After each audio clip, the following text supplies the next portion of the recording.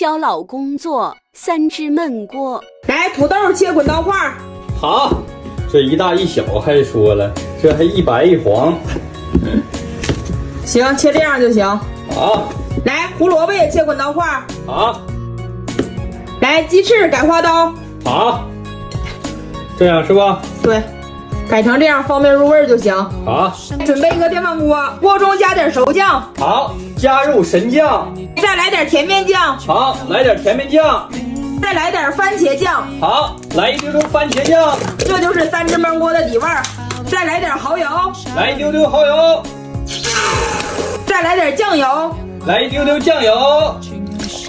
搅拌均匀之后，这个酱就好了。好嘞。搅拌均匀之后，盛这里一碗。好，来，放入青椒。好，放入青椒。土豆、胡萝卜搞里头。土豆、胡萝卜。再撒上1层洋葱。1层洋葱。搅拌均匀。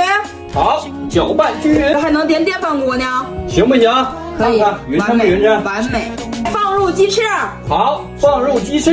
再放入丸子和腊肠。好，丸子、腊肠。来，再把剩下酱刷上。好，原来这个酱是干这个用的啊。那可不。